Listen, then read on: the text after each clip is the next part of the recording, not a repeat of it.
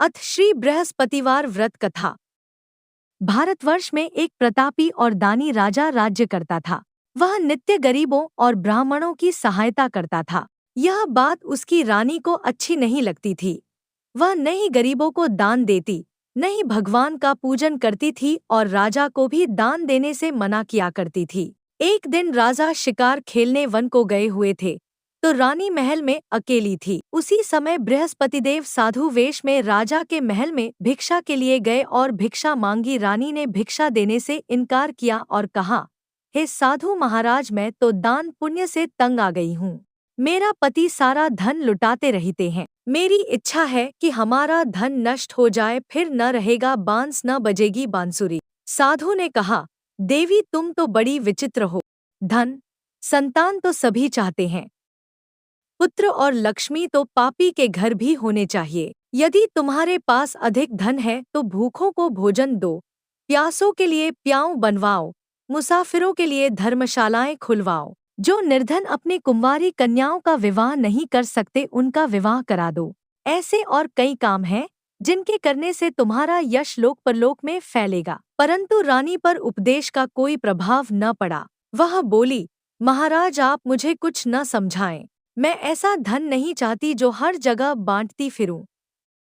साधु ने उत्तर दिया, यदि तुम्हारी ऐसी इच्छा है तो तथास्तु। तुम ऐसा करना कि बृहस्पतिवार को घर लीपकर पीली मिट्टी से अपना सिर धोकर स्नान करना, भट्टी चढ़ाकर कपड़े धोना। ऐसा करने से आपका सारा धन नष्ट हो जाएगा। इतना कहकर वह साधु महाराज वहां से आलोप हो गए। साधु के अनुसार कई बातों को पूरा करते हुए रानी को केवल 3 बृहस्पतिवार ही बीते थे कि उसकी समस्त धन संपत्ति नष्ट हो गई। भोजन के लिए राजा का परिवार तरसने लगा। तब एक दिन राजा ने रानी से बोला कि हे रानी, तुम यहीं रहो, मैं दूसरे देश को जाता हूँ, क्योंकि यहाँ पर सभी लोग मुझे जानते हैं, इसलिए मैं कोई छोटा कार्य नहीं कर सकता। ऐसा कहकर राजा परदेश चला गया। वहां वह जंगल से लकड़ी काट कर लाता और शहर में बेचता। इस तरह वह अपना जीवन व्यतीत करने लगा। इधर राजा के परदेश जाते ही रानी और दासी दुखी रहने लगी। एक बार जब रानी और दासी को 7 दिन तक बिना भोजन के रहना पड़ा, तो रानी ने अपनी दासी से कहा, हे दासी, पास ही के नगर में मेरी बहन रहती है। वह बड़ी धनवान है। तू उसके पास जा और कुछ ले आ, ताकि थोड़ी बहुत गुजर-बसर हो जाए। दासी रानी की बहन के पास गई। उस दिन गुरुवार था और रानी की बहन उस समय बृहस्पतिवार व्रत की कथा सुन रही थी। दासी ने रानी की बहन को अपनी रानी का संदेश दिया, लेकिन रानी की बड़ी बहन ने कोई उत्तर नहीं दिया। जब दासी को रानी की बहन से कोई उत्तर नहीं मिला तो वह बहुत दुखी हुई और उसे क्रोध भी आया। ने वापस आकर रानी को सारी बात बता दी। सुनकर रानी ने अपने भाग्य को कोसा। उधर रानी की बहन ने सोचा कि मेरी बहन की दासी आई थी, परंतु मैं उससे नहीं बोली, इससे वह बहुत दुखी हुई होगी। सुनकर और पूजन समाप्त करके वह अपनी बहन के घर आई और कहने लगी, हे बहन, मैं बृहस्पतिवार का व्रत कर रही थी। तुम्हारी दासी मेरे घर आई थी, परंतु जब तक कथा होती है तब तक न तो उठते हैं और न ही बोलते हैं, इसलिए मैं नहीं बोली। कहो दासी क्यों गई थी? रानी बोली, बहन, तुमसे क्या छिपाऊं, हमारे घर में खाने तक को अनाज नहीं था। ऐसा कहते कहते रानी की आंखें भर आई। अपने दासी समेत पिछले 7 दिनों से भूखे रहने तक की बात अपनी बहन को विस्तार पूर्वक सुना दी। रानी की बहन बोली, देखो बहन, भगवान बृहस्पतिदेव सबकी मनोकामना को पूर्ण करते हैं। देखो, शायद तुम्हारे घर में अनाज रखा हो। पहले तो रानी को विश्वास नहीं हुआ, पर बहन के आग्रह करने पर उसने अपनी दासी को अंदर भेजा तो उसे सचमुच अनाज से भरा एक घड़ा मिल गया। यह देखकर दासी को बड़ी हैरानी। दासी रानी से कहने लगी, हे रानी, जब हमको भोजन नहीं मिलता तो हम व्रत ही तो करते हैं, इसलिए क्यों न इनसे व्रत और कथा की विधि पूछ ली जाए, ताकि हम भी व्रत कर सकें। तब रानी ने अपनी बहन से बृहस्पतिवार व्रत के बारे में पूछा। उसकी बहन ने बताया, बृहस्पतिवार के व्रत में चने की दाल और मुनक्का से विष्णु भगवान का केले की जड़ में पूजन करें तथा दीपक जलाएं, व्रत कथा सुने और पीला भोजन ही करें। इससे बृहस्पति देव प्रसन्न होते हैं। व्रत और पूजन विधि बताकर रानी की बहन अपने घर को लौट गई। 7 दिन के बाद जब गुरुवार आया तो रानी और दासी ने व्रत रखा। घुड़साल में जाकर चना और गुड़ लेकर आईं। फिर उससे केले की जड़ तथा विष्णु भगवान का पूजन किया। अब पीला भोजन कहाँ से आए, इस बात को लेकर दोनों बहुत दुखी थे। चूंकि उन्होंने व्रत रखा था, इसलिए बृहस्पति देव उनसे प्रसन्न थे। इसलिए वे एक साधारण व्यक्ति का रूप धारण कर 2 थालों में सुंदर पीला भोजन दासी को दे गए। भोजन पाकर दासी प्रसन्न हुई और फिर रानी के साथ मिलकर भोजन ग्रहण किया। उसके बाद वे सभी गुरुवार को व्रत और पूजन करने लगी। बृहस्पति भगवान की कृपा से उनके पास फिर से धन संपत्ति आ गई, परंतु रानी फिर से पहले की तरह आलस्य करने लगी। तब दासी बोली, देखो रानी, तुम पहले भी इस प्रकार आलस्य करती थी। तुम्हें धन रखने में कष्ट होता था, इस कारण सभी धन नष्ट हो गया, और अब जब भगवान बृहस्पति की कृपा से धन मिला है तो तुम्हें फिर से आलस्य होता है। रानी को समझाते हुए दासी कहती है कि बड़ी मुसीबतों के बाद हमने यह धन पाया है, इसलिए हमें दान पुण्य करना चाहिए, भूखे मनुष्यों को भोजन कराना चाहिए और धन को शुभ कार्यों में खर्च करना चाहिए, जिससे तुम्हारे कुल का यश बढ़ेगा, स्वर्ग की प्राप्ति होगी और पितृ प्रसन्न होंगे। दासी की बात मानकर रानी अपना धन शुभ कार्यों में खर्च करने लगी, जिससे पूरे नगर में उसका यश फैलने लगा। बृहस्पतिवार व्रत कथा के बाद श्रद्धा के साथ आरती की जानी चाहिए। इसके बाद प्रसाद बांटकर उसे ग्रहण करना चाहिए। एक दिन राजा दुखी होकर जंगल में एक पेड़ के नीचे आसन जमाकर बैठ गया।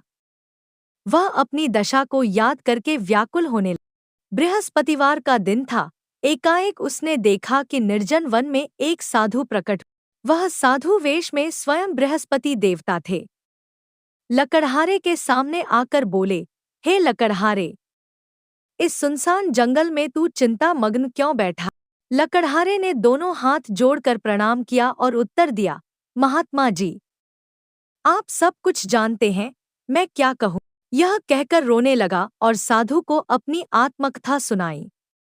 महात्मा जी ने कहा, तुम्हारी स्त्री ने बृहस्पति के दिन बृहस्पति भगवान का निरादर किया है, जिसके कारण रुष्ट होकर उन्होंने तुम्हारी यह दशा कर दी। अब तुम चिंता को दूर करके मेरे कहने पर चलो तो तुम्हारे सब कष्ट दूर हो जाएंगे और भगवान पहले से भी अधिक संपत्ति देंगे। तुम बृहस्पति के दिन कथा किया करो। 2 पैसे के चने मुनक्का लाकर उसका प्रसाद बनाओ और शुद्ध जल से लोटे में शक्कर मिलाकर अमृत तैयार करो। कथा के पश्चात अपने सारे परिवार और सुनने वाले प्रेमियों में अमृत व प्रसाद बांटकर आप भी ग्रहण करो। ऐसा करने से भगवान तुम्हारी सब मनोकामनाएं पूरी करेंगे। साधु के ऐसे वचन सुनकर लकड़हारा बोला, हे प्रभो, मुझे लकड़ी बेचकर इतना पैसा नहीं मिलता जिससे भोजन के उपरांत कुछ बचा सकूं। मैंने रात्रि में अपनी स्त्री को व्याकुल देखा है। मेरे पास कुछ भी नहीं जिससे मैं उसकी खबर मंगा सकूं।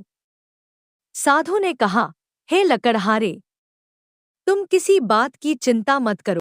बृहस्पति के दिन तुम रोजाना की तरह लकड़ियां लेकर शहर को जाओ। तुमको रोज से दुगुना धन प्राप्त होगा, जिससे तुम भली भांति भोजन कर लोगे तथा बृहस्पति देव की पूजा का सामान भी आ जाएगा। इतना कहकर साधु अंतर्ध्यान हो गए। धीरे धीरे समय व्यतीत होने पर फिर वही बृहस्पतिवार का दिन आया। लकड़हारा जंगल से लकड़ी काटकर किसी शहर में बेचने गया। उसे उस दिन और दिन से अधिक पैसा मिला। राजा ने चना गुड़ आदि लाकर गुरुवार का व्रत किया। उस दिन से उसके सभी क्लेश दूर हुए, परंतु जब दोबारा गुरुवार का दिन आया तो बृहस्पतिवार का व्रत करना भूल गया। इस कारण बृहस्पति भगवान नाराज हो गए। उस दिन उस नगर के राजा ने विशाल यज्ञ का आयोजन किया तथा शहर में यह घोषणा करा दी कि कोई भी मनुष्य अपने घर में भोजन न बनावे, न आग जलावे, समस्त जनता मेरे यहाँ भोजन करने आवे। इस आज्ञा को जो न मानेगा उसे फांसी की सजा दी जाएगी। इस तरह की घोषणा संपूर्ण नगर में करवा दी गई। राजा की आज्ञानुसार शहर के सभी लोग भोजन करने गए, लेकिन लकड़हारा कुछ देर से पहुंचा, इसलिए राजा उसको अपने साथ घर ले गए और ले जाकर भोजन करा रहे थे तो रानी की दृष्टि उस खूंटी पर पड़ी जिस पर उसका हार लटका हुआ था। वह वहां पर दिखाई नहीं दिया। रानी ने निश्चय किया कि मेरा हार इस मनुष्य ने चुरा लिया है। उसी समय सिपाहियों को बुलाकर उसको कारागार में डलवा दिया। जब लकड़हारा कारागार में पड़ गया और बहुत दुखी होकर विचार करने लगा कि न जाने कौन से पूर्व जन्म के कर्म से मुझे यह दुख प्राप्त हुआ है, और उसी साधु को याद करने लगा जो कि जंगल में मिला था। उसी समय तत्काल बृहस्पतिदेव साधु के रूप में प्रकट हुए और उसकी दशा को देखकर कहने लगे, अरे मूर्ख, तूने बृहस्पतिदेव की कथा नहीं करी, इस कारण तुझे दुख प्राप्त हुआ है। अब चिंता मत कर, बृहस्पतिवार के दिन कारागार के दरवाजे पर 4 पैसे पड़े मिलेंगे। उनसे तू बृहस्पतिदेव की पूजा करना, तेरे सभी कष्ट दूर हो जाएंगे। बृहस्पति के दिन उसे 4 पैसे मिले। लकड़हारे ने कथा कही। उसी रात्रि को बृहस्पतिदेव ने उस नगर के राजा को स्वप्न में कहा, हे राजा, तुमने जिस आदमी को कारागार में बंद कर दिया है वह निर्दोष है। वह राजा है, उसे छोड़ देना। रानी का हार उसी खूंटी पर लटका है। अगर तू ऐसा नहीं करेगा तो मैं तेरे राज्य को नष्ट कर दूंगा। इस तरह रात्रि के स्वप्न को देखकर राजा प्रातःकाल उठा और खूंटी पर हार देखकर लकड़हारे को बुलाकर क्षमा मांगी तथा लकड़हारे को योग्य सुंदर वस्त्र आभूषण देकर विदा कर दिया। बृहस्पतिदेव की आज्ञानुसार लकड़हारा अपने नगर को चल दिया। राजा जब अपने नगर के निकट पहुंचा तो उसे बड़ा आश्चर्य हुआ। नगर में पहले से अधिक बाग, तालाब, कुएं तथा बहुत सी धर्मशाला, मंदिर आदि बन गई हैं। राजा ने पूछा, यह किसका बाग और धर्मशाला है? तब नगर के सब लोग कहने लगे, यह सब रानी और बांदी के हैं। तो राजा को आश्चर्य हुआ और गुस्सा भी आया। जब रानी ने यह खबर सुनी कि राजा आ रहे हैं, तो उन्होंने बांदी से कहा कि हे दासी, देख राजा हमको कितनी बुरी हालत में छोड़ गए थे। हमारी ऐसी हालत देखकर वह लौट न जाएं, इसलिए तू दरवाजे पर खड़ी हो जा। आज्ञानुसार दासी दरवाजे पर खड़ी हो गई। राजा आए तो उन्हें अपने साथ लिवा लाई। तब राजा ने क्रोध करके अपनी रानी से पूछा कि यह धन तुम्हें कैसे प्राप्त हुआ है? तब उन्होंने कहा, हमें यह सब धन बृहस्पतिदेव के इस व्रत के प्रभाव से प्राप्त हुआ है। राजा ने निश्चय किया कि 7 रोज बाद तो सभी बृहस्पतिदेव का पूजन करते हैं, परंतु मैं प्रतिदिन दिन में 3 बार कहानी तथा रोज व्रत किया करूंगा। अब हर समय राजा के दुपट्टे में चने की दाल बंधी रहती तथा दिन में 3 बार कहानी कहता। एक रोज राजा ने विचार किया कि चलो अपनी बहन के यहाँ हो आवें। इस तरह निश्चय कर राजा घोड़े पर सवार हो अपनी बहन के यहाँ को चलने लगा। मार्ग में उसने देखा कि कुछ आदमी एक मुर्दे को लिए जा रहे हैं। उन्हें रोककर राजा कहने लगा, अरे भाइयों, मेरी बृहस्पतिदेव की कथा सुन लो। वे बोले, लो, हमारा तो आदमी मर गया है, इसको अपनी कथा की पड़ी है। परंतु कुछ आदमी बोले, अच्छा कहो, हम तुम्हारी कथा भी सुनेंगे। राजा ने दाल निकाली और जब कथा आधी हुई थी कि मुर्दा हिलने लग गया, और जब कथा समाप्त हो गई तो राम राम करके मनुष्य उठकर खड़ा हो गया। आगे मार्ग में उसे एक किसान खेत में हल चलाता मिला। राजा ने उसे देख और उससे बोले, अरे भैया, तुम मेरी बृहस्पतिवार की कथा सुन लो। किसान बोला, जब तक मैं तेरी कथा सुनूंगा तब तक 4 हरैया जोत लूंगा। जा अपनी कथा किसी और को सुनाना। इस तरह राजा आगे चलने लगा। राजा के हटते ही बैल पछाड़ खाकर गिर गए तथा किसान के पेट में बड़ी जोर का दर्द होने लगा। उस समय उसकी माँ रोटी लेकर आई। उसने जब यह देखा तो अपने पुत्र से सब हाल पूछा और बेटे ने सभी हाल कह दिया तो बुढ़िया दौड़ी दौड़ी उस घुड़सवार के पास गई और उससे बोली कि मैं तेरी कथा सुनूंगी, तू अपनी कथा मेरे खेत पर चलकर ही कहना। राजा ने बुढ़िया के खेत पर जाकर कथा कही। जिसके सुनते ही वह बैल उठ खड़ हुए तथा किसान के पेट का दर्द भी बंद हो गया। राजा अपनी बहन के घर पहुंचा। बहन ने भाई की खूब मेहमानी की। दूसरे रोज प्रातःकाल राजा जगा तो वह देखने लगा कि सब लोग भोजन कर रहे हैं। राजा ने अपनी बहन से कहा, ऐसा कोई मनुष्य है जिसने भोजन नहीं किया हो, मेरी बृहस्पतिवार की कथा सुन ले। बहन बोली, हे भैया, यह देश ऐसा ही है कि पहले यहाँ लोग भोजन करते हैं, बाद में अन्य काम करते हैं। अगर कोई पड़ोस में हो तो देख आऊं। वह ऐसा कहकर देखने चली गई, परंतु उसे कोई ऐसा व्यक्ति नहीं मिला जिसने भोजन न किया हो। अतः वह एक कुम्हार के घर गई जिसका लड़का बीमार था। उसे मालूम हुआ कि उनके यहाँ 3 रोज से किसी ने भोजन नहीं किया है। रानी ने अपने भाई की कथा सुनने के लिए कुम्हार से कहा, वह तैयार हो गया। राजा ने जाकर बृहस्पतिवार की कथा कही, जिसको सुनकर उसका लड़का ठीक हो गया। अब तो राजा की प्रशंसा होने लगी। एक रोज राजा ने अपनी बहन से कहा कि हे बहन, हम अपने घर को जाएंगे, तुम भी तैयार हो जाओ। राजा की बहन ने अपनी सास से कहा। सास ने कहा, हाँ चली जा, परंतु अपने लड़कों को मत ले जाना, क्योंकि तेरे भाई के कोई औलाद नहीं है। बहन ने अपने भैया से कहा, हे भैया, मैं तो चलूंगी पर कोई बालक नहीं जाएगा। राजा बोला, जब कोई बालक नहीं चलेगा तब तुम ही क्या करोगी। बड़े दुखी मन से राजा अपने नगर को लौट आया।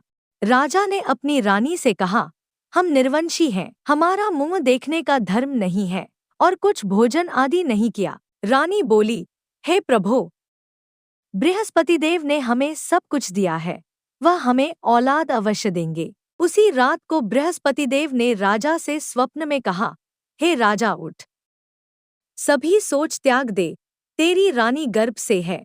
राजा की यह बात सुनकर बड़ी खुशी हुई। 9वें महीने में उसके गर्भ से एक सुंदर पुत्र पैदा हुआ। तब राजा बोला, हे रानी, बिना भोजन के रह सकती है, पर बिना कहे नहीं रह सकती। मेरी बहन आवे, तुम उससे कुछ कहना मत। रानी ने सुनकर हाँ कर दिया।